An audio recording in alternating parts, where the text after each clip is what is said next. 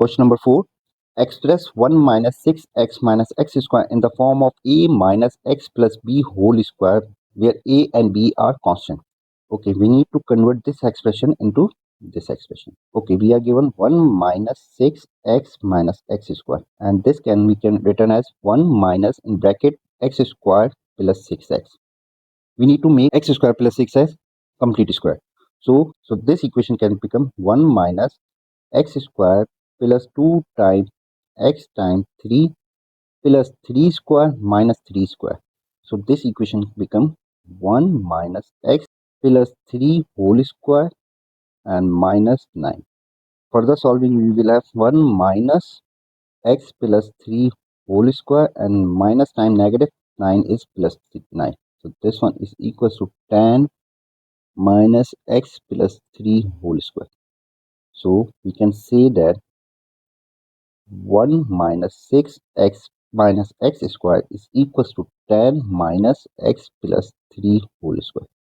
The graph of y is equal to x square is transformed to the graph of y is equal to 1 minus 6x minus x square by the reflection followed by the translation of m n. Give detail of the reflection and determine the value of m and n. Okay, we have the graph which is y is equal to x square and has been transformed to the y is equal to 1 minus 6x minus x square. And we have just calculated in part E that 1 minus 6x minus x square is 10 minus x plus 3 whole square. So if we say that y is equal to f of x and this one is equal to x square and which has been transformed to the g of x which is equals to 10 minus x plus 3 whole square. And to describe the transformation, we know that generalized equation of g of x is equals to a times f of b x minus h plus k. A represent the vertical stretch, b represent the horizontal stretch. And if a is negative, there is a reflection in x-axis. If b is negative, then there is a reflection in y-axis, where h and k represent the translation and shifting in vertically or horizontally. So we can write this equation g of x as a g of x is equals to negative x plus 3 whole square plus 10. So we can write it negative f of x plus 3 plus 10. G of x is equals to the negative 1 time f of x plus 3 plus 10.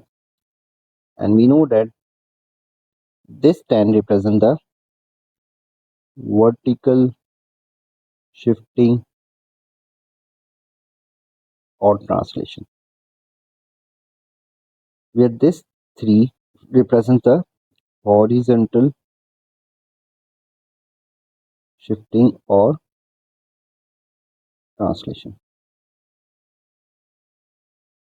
This 1 represents there is no horizontal stretching, but negative sign shows the reflection in x-axis. So we can say that there is reflection in x-axis and the translation by first we write horizontal shifting which is negative 3 and then vertical shifting which is 10, and this one is equals to m and n. So there is a reflection in x-axis and then the translation by negative 3 10. So we can say that m is negative 3 and n is 10. This was required values of m and n.